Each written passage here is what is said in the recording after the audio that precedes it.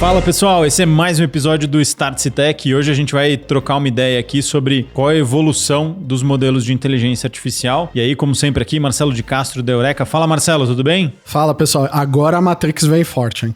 Então acho que a ideia aqui, pessoal, a gente vem falando muito de inteligência artificial nos últimos tempos, desde da onde surgiu, como é que a gente aplica isso no dia a dia, quais são as técnicas, o que é prompt engineering e tudo mais. A gente falou sobre uma série de assuntos, mas eu acho que depois de 4, quase 5 meses de evolução em inteligência artificial e uma evolução extremamente acelerada, como a gente não via há um bom tempo, acho que agora a gente está começando a enxergar um pouquinho do que vem pela frente, né? Do que esses modelos de inteligência artificial, como o chat GPT, GPT-3, GPT-4, o que eles podem fazer por nós.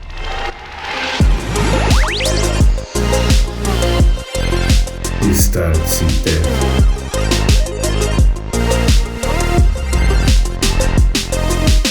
Mas acho que tem um conceito importante que a gente estava discutindo aqui, né, Marcelo? Que é, esses modelos, eles são muito legais, o ChatGPT é muito legal, a gente conversa com ele, mas ele parece que está se tornando cada vez mais um meio para um fim maior, né? Ele não é o fim exato do que a gente vai entender como inteligência artificial ou aplicação de inteligência artificial no dia a dia. Não, assim, ele é sensacional.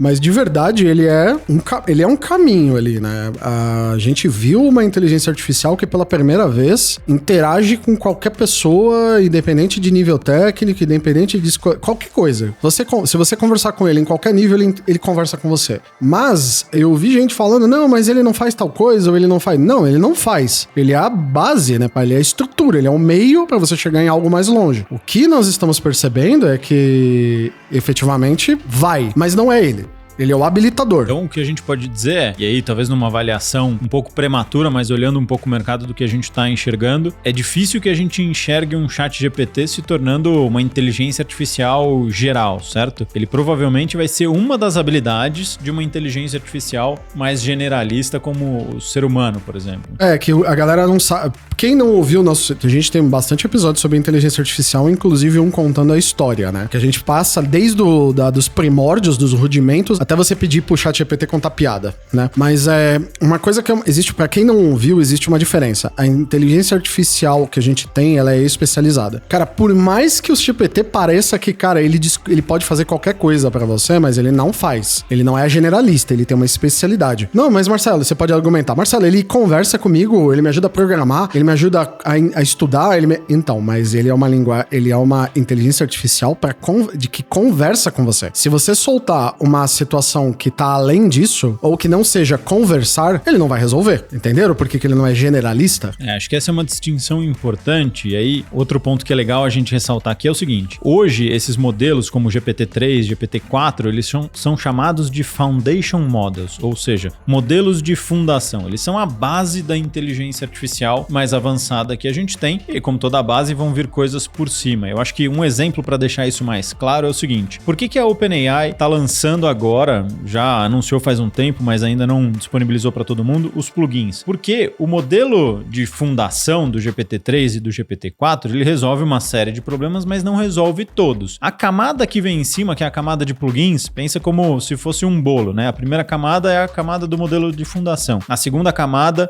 é a camada dos plugins. Ela habilita a fazer outras coisas. Eu já fiz alguns vídeos aqui explicando como é que isso funciona na prática, mas imagina que o ChatGPT, sem os plugins, ele não consegue executar ações. Ele simplesmente te dá instruções do que fazer. Mas imagina que você quer depois executar uma ação como, por exemplo, pegar o resultado do ChatGPT e jogar num Trello ou alguma coisa. O do Trello funciona bem. Quem não conhece, o Trello é uma ferramenta de planejamento. A gente pode chamar de ferramenta de planejamento, uma ferramenta de Kanban, pra quem sabe o que é um Kanban. Só que é aquela coisa, né? O ChatGPT. Tá vendo? Tá vendo por que ele só fazia isso? O ChatGPT, ele só conversa? Que o Gustavo acabou de falar. O máximo que ele vai é falar como fazer. Ele não faz. Com os plugins, ele faz. ele passa a fazer. Acho que é exato. uma habilidade. Então, quando a gente pensa nesse modelo de fundação, os plugins são uma forma de aumentar a capacidade ou de dar mais inteligência ou dar uma nova habilidade porque a gente está chamando dessa inteligência artificial geral. Então, acho que um conceito que é importante todo mundo ter muito claro para a gente poder depois discutir e aprofundar um pouquinho sobre o que vem pela frente é o modelo de fundação, ele dá essa base, mas a gente precisa construir coisas em cima dele para de fato gerar utilidade para essa inteligência artificial. E é um pouco do que a gente viu e já vem falando de uma série de ferramentas que estão sendo construídas em cima do ChatGPT, né? Usando esse modelo. O que eu vejo, o que eu tô vendo agora num futuro bem próximo, mas próximo mesmo. Nós estamos vendo o ChatGPT integrado com o modelo GPT, que a gente fala ChatGPT, né? Mas assim, o GPT,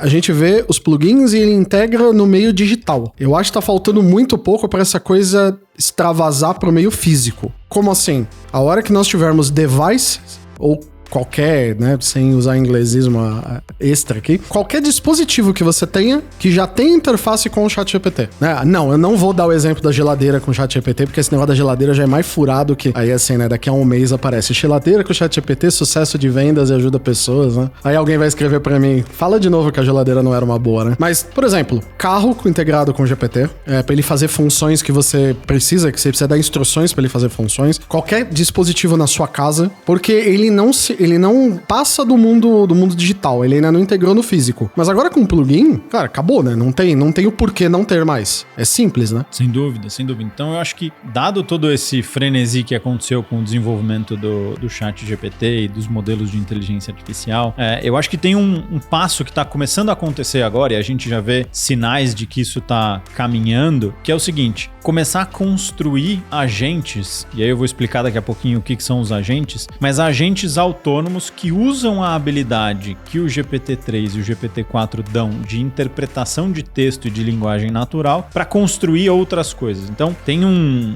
programa, né? Na verdade, tem um projeto chamado AutoGPT, que o objetivo desse projeto é fazer com que você possa dar uma tarefa para esse programa, para esse produto, e ele passe a executar ou descobrir quais são os passos que ele precisa fazer para executar aquela atuação. Deixa eu tentar materializar um pouquinho melhor. Imagina que eu tenho um trabalho que é todo dia entrar no mesmo site e coletar as 5 primeiras notícias que aparecem naquele site, porque isso faz parte da minha rotina de me manter informado e entender o que está acontecendo no mundo. Hoje, como é que eu faço isso? Eu acordo, abro meu browser, abro ou meu computador ou meu celular, vou lá, leio essas 5 notícias, separo isso, faço uma leitura, interpreto e beleza, sigo com o meu dia. Agora imagina que eu posso dizer para esse AutoGPT, para esse produto, falar: busque todo dia às 5 horas da manhã as 5 notícias do site XYZ e me traga isso resumido. Como é que a gente faz hoje no mundo sem OpenAI, né? Sem usar inteligência artificial? Eu tenho que escrever um script ali, eu tenho que construir, tenho que codificar, eu tenho que ser um desenvolvedor. Não tem jeito. Com essas novas aplicações estão surgindo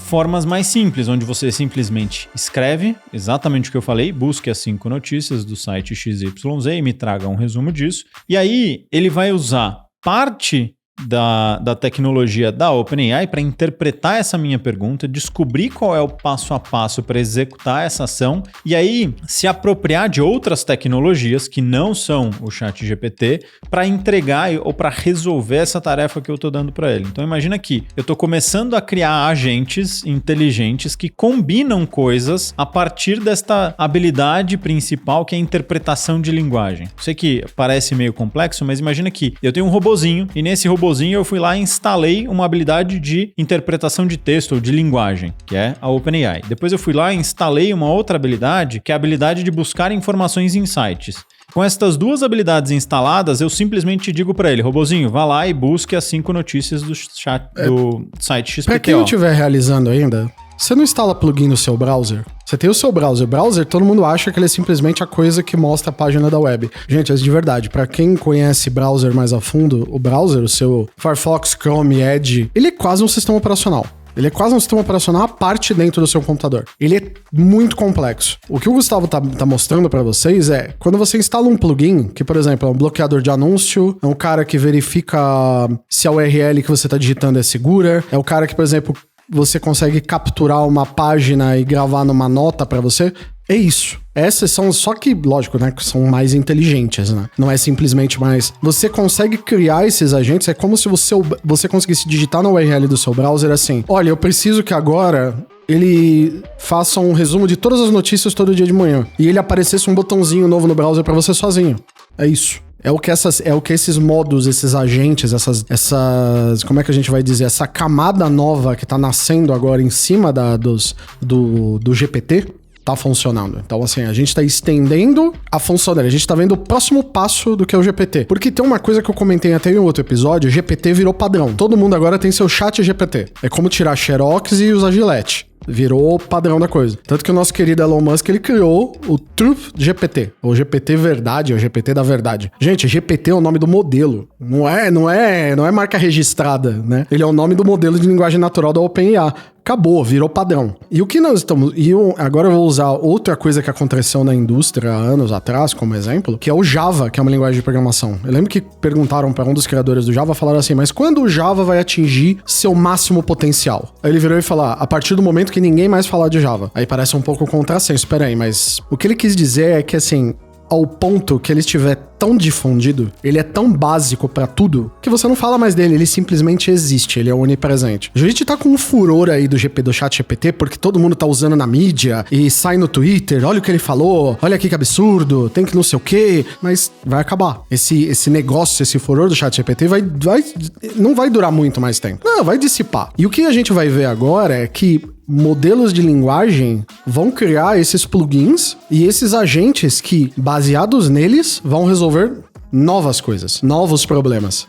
Acho que essa é a grande sacada, né? Vamos tentar definir esses agentes. Eu falei que eu ia explicar eles com um pouquinho mais de profundidade, mas pensa nesses agentes como o teu robozinho ali, que você pode ir colocando habilidades e contando para ele o que você precisa fazer. Então, imagina que esse teu robozinho, ele já vem com a habilidade que é a habilidade de interpretação de linguagem, né? Interpretação de texto. A partir daí, você pode aos poucos ir ensinando esse robozinho, esse teu agente, a fazer coisas diferentes. E ele passa a virar um robô especialista em resolver um problema específico, como, por exemplo, no meu caso, trazer o resumo das principais notícias todo dia de manhã para mim. Só que, diferente de como era antes essas automações, que você precisava programar e você precisava ter um desenvolvedor para fazer isso, agora a tua interface é um comando de voz ou um comando de texto, né? Traduzir voz para texto hoje já é um problema super bem resolvido da inteligência artificial. Então acho que o canal é indiferente, mas imagina que eu posso fazer um pedido, como eu faria para uma pessoa, e ele interpreta, entende quais são as ações e a partir daí ele executa essas ações sem que eu precise programar. Então a gente fez uma brincadeira já, acho que tem dois conceitos importantes que materializam um pouco de tudo isso. O primeiro a gente em um episódio falou como o chat GPT ou o GPT-3, GPT-4 se transformaram no Intel Inside, né? Todo mundo lembra da campanha, quem é um pouquinho mais antigo vai lembrar dessa campanha, onde Intel Inside foi a forma como a Intel se posicionou nesse mercado para dizer que o processador deles era o melhor sem precisar explicar o que era o processador. Então hoje é tudo GPT Inside, tudo tem GPT. E o segundo é que ele passa a ser só mais uma das habilidades desses agentes ou dessas inteligências artificiais mais abrangentes, né? Então, esses dois conceitos acho que pautam um pouco do que a gente enxerga que vem pela frente do uso de fato dessa inteligência artificial. Vamos deixar de lado a distração. Agora vamos para a prática. Como é que isso vai transformar o mercado? Como é que isso vai transformar, por exemplo, a tua carreira? A gente falou aqui sobre o Copilot da Microsoft.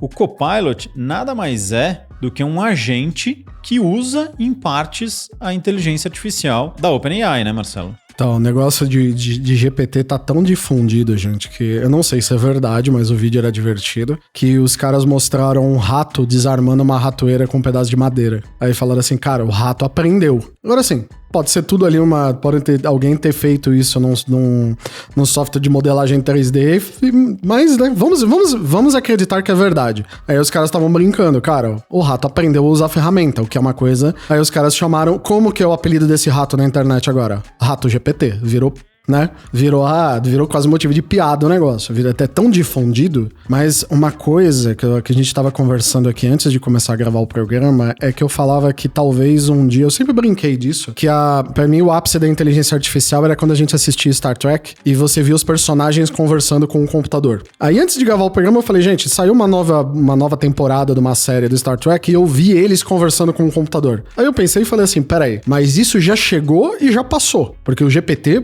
ele não deve nada ao que a gente vê na série de televisão. Uma coisa extra que a gente tá vendo agora com o que o Gustavo tá colocando, com esses modelos de linguagem que trabalham em cima do GPT, que eles são a camada superior dele, já estão mostrando que a gente tá chegando num passo extra, que é, você pode pedir que é o que eles fazem, às vezes eles mandavam o computador fazer alguma coisa e o computador se resolvia sozinho. O exemplo do Gustavo de chegar pra esse modelo de linguagem e pedir, eu quero as 5 notícias do site tal, e o que ele fez? Ele desenvolveu um programa que vai buscar, quer dizer, o modelo de linguagem, ele não sabe como fazer, mas ele sabe que uma ferramenta de programação termina no fim que o usuário pediu pra ele, eu quero ler notícias. Ele sozinho programou e foi no site ler notícias. Então a gente tá num ponto onde a IA já está encapsulando ferramentas digitais que nós já temos, principalmente as de programação. Por que é importante, você me pergunta? Quando você estuda computação em geral, engenharia, ciência, sistemas de informação, você aprende que a única verdadeira linguagem que você tem para se comunicar com o seu computador e tirar o máximo dele, não importa se é o seu de casa ou aquele que processa imagem de buraco negro da NASA, é programando. O sistema operacional ele te dá um nível de interação com a máquina para usuário,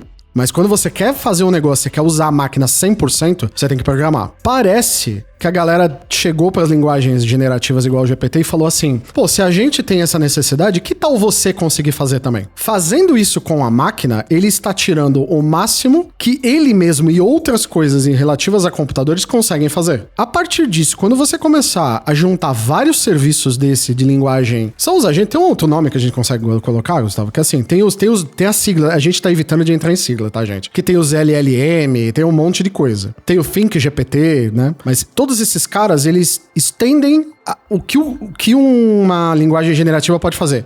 Cara, vamos lá. O que o cérebro humano, quando você vê o cérebro humano e todos os... os médicos, por favor, não né? São dois caras que não sabem nada de biologia falando. Mas o cérebro, quando você avalia, vê como ele funciona, ele tem partes mais primitivas que cuidam de manter o teu corpo funcionando, tem partes que respondem estímulos, por exemplo, de emergência, que nem a amígdala, né? Todo mundo que já fez um curso aí de comunicação corporativa já ouviu falar de resposta amidalar, né? E você vê que isso é uma coisa muito antiga do cérebro, né? E as funções mais novas dele são de raciocínio, criatividade, fala. A gente tá construindo, afinal de contas, né? Nós vamos construindo em cima daquilo que a gente já sabe, né? A partir do momento que a gente tá começando a juntar pedaços que permitem estender, a gente deu o básico que é a fala. O computador sabe falar e responder. O computador não, né? A IA. Conforme a gente tá começando a criar coisas em cima dela, quanto tempo vai demorar pra ela começar a quase pensar como uma pessoa? Não sei. Assim, profunda a pergunta. Por isso que eu brinquei da Matrix. Parece que a Matrix vem forte agora, né? E aí, antes da gente entrar na resposta dessa pergunta, para resumir essa primeira parte, eu acho que tem alguns pontos importantes. A gente viu esse frenesi de inteligência artificial aí pelos últimos 5 meses, tem muita coisa bacana, mas tem muita distração também. O que a gente aprendeu durante esses 5 meses? A gente aprendeu que o modelo de linguagem, ele é um modelo de fundação, ou seja, ele está na camada lá de baixo, onde ele vai ser ferramenta para a construção de outras coisas. Ele é a principal interface de comunicação entre os seres humanos. Sim, se você olhar para a história, o desenvolvimento da humanidade, ele se dá muito mais aceleradamente a partir do momento que a gente desenvolve a escrita e a comunicação não só verbal. Então, ele entra nessa parte do desenvolvimento que é super importante, mas as grandes aplicações que estão transformando e que deixam a gente de boca aberta são as ferramentas que usam a inteligência artificial, como o GPT-3 e o GPT-4, como parte de um quebra-cabeça maior. Então, vou pegar o exemplo do Microsoft Copilot, que deixou todo mundo meio de cabeça fritando para entender qual é o futuro do trabalho. Mas ele não é simplesmente uma interface para o ChatGPT. Na verdade, ele combina o poder do GPT-4 com toda uma tecnologia proprietária da Microsoft de armazenamento e organização das informações que você tem dentro dos aplicativos da Microsoft e, de fato, todo o conteúdo e toda a interface de interação com Office, com PowerPoint, Word, Excel e assim por diante. Então vejam que o modelo da inteligência artificial ele é um pedaço de um quebra-cabeça maior e a partir deste quebra-cabeça completo você tem uma solução que de fato transforma negócios. Então acho que o primeiro ponto que é importante todo mundo ter muito claro é a gente entendeu que as inteligências artificiais vão ser um bloquinho do nosso quebra-cabeça e não o quebra-cabeça inteiro. Dado isso, aí vamos olhar um pouco para o futuro. Vamos entrar na segunda parte aqui da nossa discussão, que é entender o que as universidades estão fazendo, porque eu tenho muito claro na minha cabeça que quando eu olho para a pesquisa científica e o que as universidades, principalmente as universidades americanas, estão fazendo, a gente tem um olhar meio que para o futuro, né?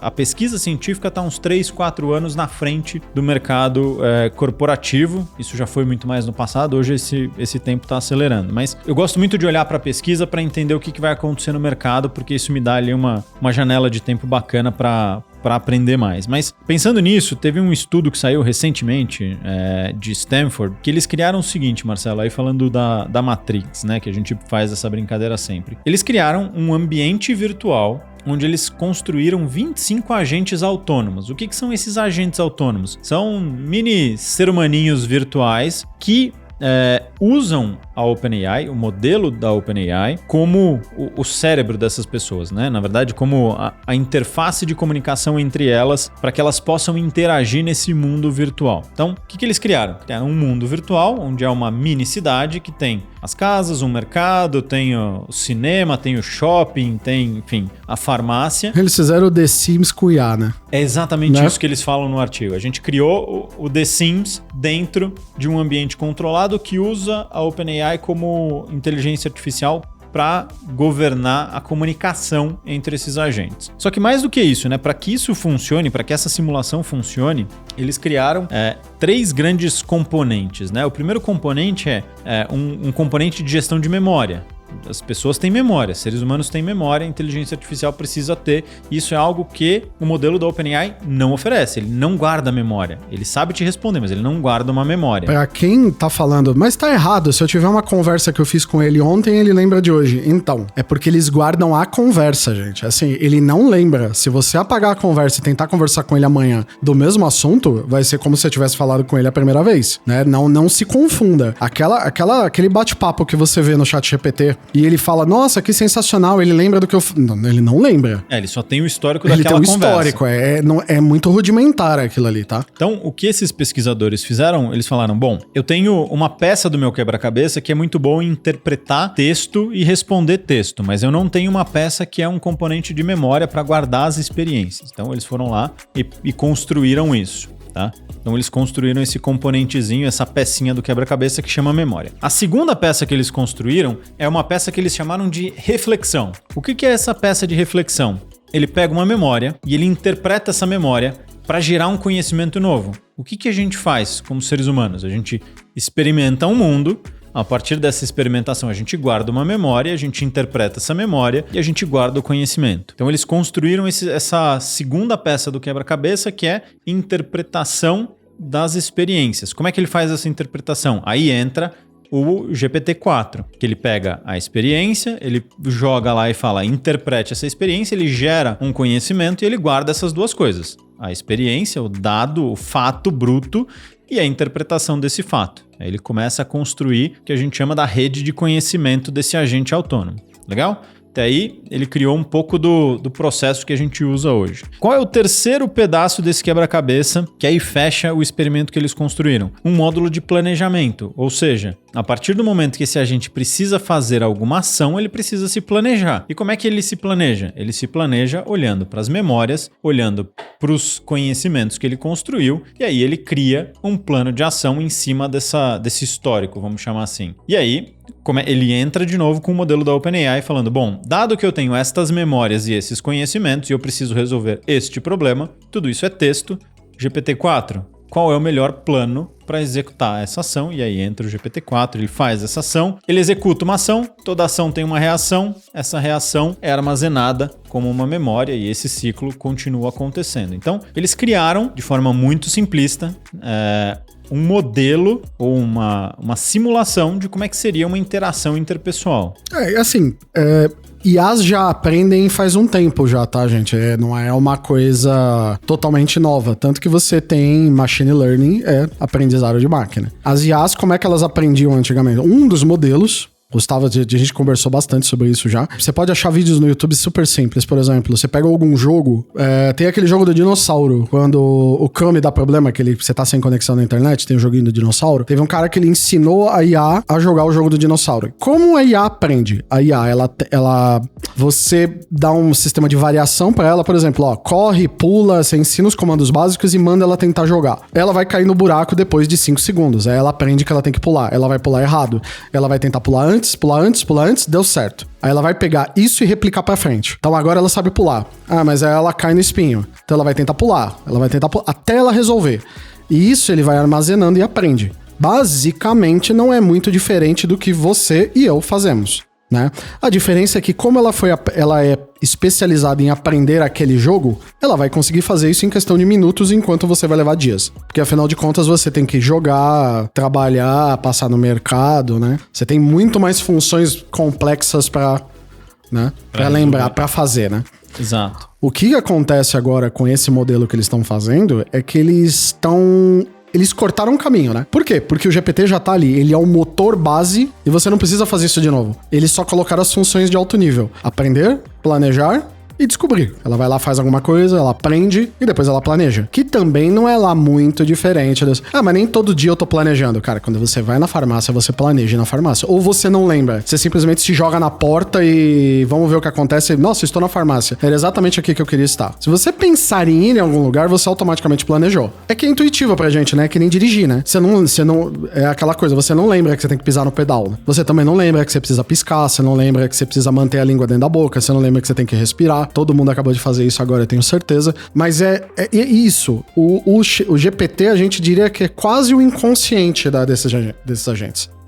Ele é o motor ali. Talvez a gente chame ele de... motor é uma boa, porque, né? É o que faz essas engrenagens girarem em conjunto. Porque ele é poderoso demais. Você não precisa ensinar isso de novo pra elas, né? Exato, mas sem as engrenagens nada disso funciona, que são essas três pecinhas do quebra-cabeça que o time de Stanford construiu. E aí, o que é legal disso, né? Qual foi o resultado que eles obtiveram? Eles deixaram isso rodando lá. Tem um link depois, dá pra você rever essa simulação acontecendo. Eles deixaram isso público. Mas o que eles conseguiram perceber? Qual foi o resultado desse estudo? Eles conseguiram perceber que com essa arquitetura simples, vamos dizer assim, né, com esses pedaços simples do quebra-cabeça, eles conseguiram montar uma mini sociedade virtual ali que conseguia resolver problemas complexos em grupo. Isso que é o mais legal. Então, o resultado principal que eles trazem eles deram uma missão para uma das participantes lá, para um dos agentes virtuais, que essa pessoa precisava planejar uma festa de Dia dos Namorados dentro ali daquele mundo virtual. E deram essa tarefa para uma única pessoa. E aí eles deixaram isso rodando e eles perceberam que essa pessoa virtual foi conversando com outra e cada uma vai conversando com outra e percebeu que houve uma auto-organização para fazer a execução dessa tarefa. E aí, inclusive, um dos resultados que eles falam que foi o mais impressionante foi que autonomamente um desses agentes, né, uma das agentes, tinha uma queda por um dos outros agentes e convidou essa pessoa para ser o par dela dentro dessa festa de Dia dos Namorados, e tudo isso sem intervenção humana, né? Então, o que eles perceberam nesse estudo? Que de uma forma simples, mas com uma ferramenta poderosa, que é o GPT-4, e com algumas outras ferramentas, que são essas engrenagens que eu brinquei, eles conseguiram criar uma simulação simplista ainda, mas bem interessante, do que seria uma sociedade autônoma. O que isso traz de implicações? Por que a gente está falando isso, né? Não porque a gente quer aqui pensar num joguinho, né? E também para não ficar tão abstrato, né? Porque a gente sempre coloca um pé na realidade principalmente na realidade dos negócios e de emprego e de futuro e de carreira, né? Então, vamos tentar abstrair essa situação, né? De que você criou uma comunidade ali que consegue exibir comportamentos sociais. É mais ou menos isso que eles chegaram à conclusão. Então vamos trazer isso para o mundo dos negócios. Imagina que você tem um desafio de fazer uma transformação cultural no teu negócio, e transformação cultural todo mundo sabe que não é fácil, porque você depende de pessoas, de percepções, de conversas, de dinâmicas sociais. De vontade, de interesses, é difícil. Que não é tão simples. Agora imagina que você pode programar esses agentes autônomos, exatamente como foi esse exemplo de Stanford, e deixar uma simulação rodando com algumas hipóteses de como você pode fazer essa transformação cultural no teu ambiente. E aí você inclui informações específicas da tua realidade, e ele vai gerar uma série de simulações e você consegue perceber quais podem ser os impactos. Isso significa que é determinístico? Ou seja, é exatamente isso que vai acontecer na realidade? Com certeza não. Mas se você rodar 1.000, 10.000, 30.000, 100.000 simulações, a probabilidade de você chegar em um conhecimento comum que talvez te ajude a tomar decisões melhores é muito maior do que você simplesmente fazer isso no dia a dia e ali direto com as pessoas do teu time. Então, é como tudo na vida, né? Se você tenta para reduzir margem de erro. Se, por exemplo, fazer uma transformação cultural numa empresa tem margem de fracasso de 80% mais, e você consegue reduzir um negócio para 60%, já valeu. Sem dúvida, né? Sem dúvida. 20% a menos aí é muito por cento a menos numa transformação cultural de um grupo de, 20, 30 mil pessoas. Sem dúvida. Então, esse é um exemplo, né, de como é que a gente pode aplicar isso no mundo de carreira, de liderança e tudo mais. Mas imagina que a partir de agora estão começando a surgir aplicações e usos da inteligência artificial, de novo, como só uma peça do quebra-cabeça. Você precisa construir as outras, ou você precisa conectar as outras. E quando eu falo construir, não necessariamente tem a ver com programar, tá? Não tem mais.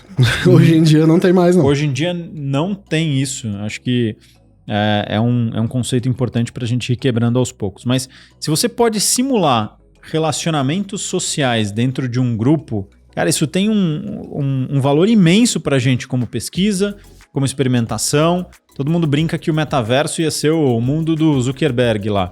Talvez o metaverso seja isso, talvez o metaverso seja essas experimentações. A gente fala muito de metaverso para a indústria, por exemplo. Como é que você cria ambientes de treinamento digitais para uma indústria onde você não precisa colocar o cara lá, eu brinco sempre do avião, né? Eu não preciso botar um piloto para derrubar 10 aviões para ele aprender a voar. Eu uso isso num simulador. A indústria é a mesma coisa. Será que talvez a gente não consiga criar simulações para relações sociais? É redução de risco, gente. Tudo que a gente está falando é redução da probabilidade de falha no processo. Tudo isso que o Gustavo falou, né? A gente tenta, né? Não vamos dar 10 aviões pro cara cair com os 10 pra descobrir. Pô, né? Olha só, talvez você melhor você não ser piloto, né? Tipo, talvez o cara seja piloto de submarino, né? Ele não seja de avião, né? Aí, olha, eu acho que a gente entendeu uma tendência natural do ser humano aqui. Mas outra coisa que a gente tá falando é que, gente, assim, se você consegue simular coisas tão complexas quanto relações, né, pessoais, ou criar mini sociedades, coisas que nós já vínhamos dizendo há muito tempo no programa, que é: estude, se aprimore pra IA não ser um problema pra você. Porque, voltando numa pergunta que o Gustavo me fez do Copilot, para alguém desenvolver um modelo dentro do Excel, que você joga os dados de balanço da empresa e ele faz a contabilidade, é assim, você acha que é tão difícil assim? Se você, por exemplo, você tá sentado na sua empresa agora e vamos supor, sua função seja fazer o balanço, ou você faz uma auditoria num balanço, cara, é assim, daqui a pouco eles desenvolvem um negócio e faz o balanço GPT. Acabou, você perdeu seu emprego. Porque ele não precisa mais nada. Aí você vai falar, não, mas e quem vai usar a planilha Excel? Então, tem o plugin de conectar na planilha Excel. Assim, de novo, lembra que a gente sempre fala? Não fica... Como que a IA não te pega? Desde o momento que você aprende a usar. Esteja na frente dela. Ela evolui, mas ela não evolui numa forma... Eu vou dizer aqui que talvez não seja exponencial, ela cresce, ela vai muito rápido. Só que ela tem barreiras, de vez em quando ela para em barreiras, assim, não tem como... algumas barreiras demoram mais. Você tem essa capacidade de crescer. Ela vai por degrau, né, Gustavo? Assim, ela é boa de falar. Quando ela começa a falar e escrever, é sensacional. Mas aí ela fica naquela, né? Ela fala, escreve. Até vir os plugins, demorou um pouquinho. Mas os plugins ainda, eles só interagem para fazer ações básicas. Eles vão interagir por ações básicas por um tempo. Daqui a pouco vai vir o próximo passo. Aí quando vier o próximo passo, ela vai ficar sensacional. Você tem esses intervalos da IA para você se melhorar. Como líder, mas, por exemplo, eu como líder, eu só tenho que saber usar, porque a minha função nunca estará sob risco. Quem sabe? Talvez. Talvez.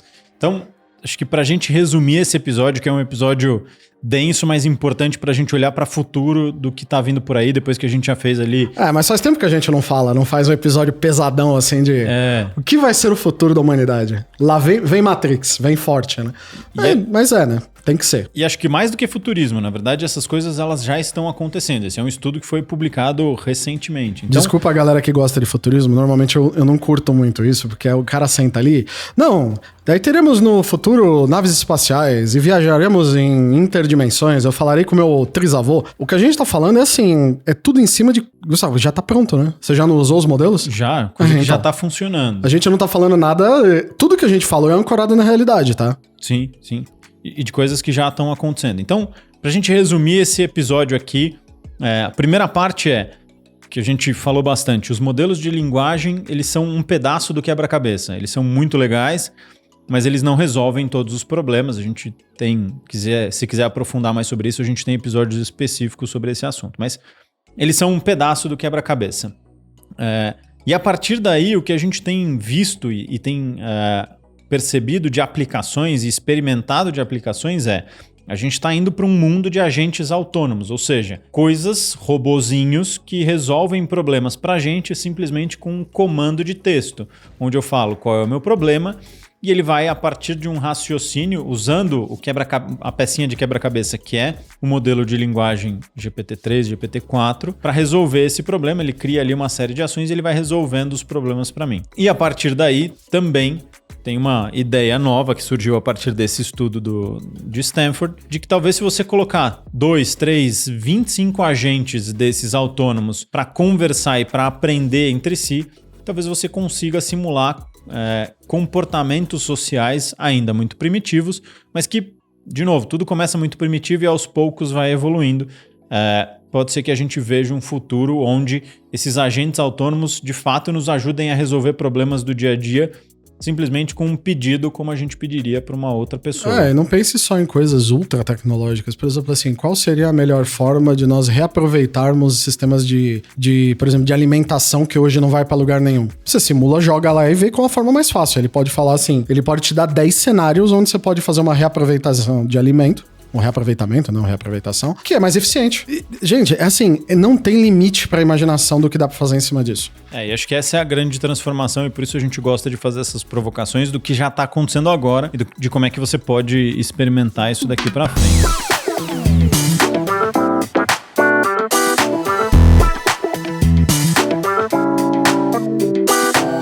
Então, a gente fica por aqui nesse episódio. Espero que vocês tenham gostado. Não esquece de seguir para você receber as atualizações dos próximos episódios. E até uma próxima. Um abraço.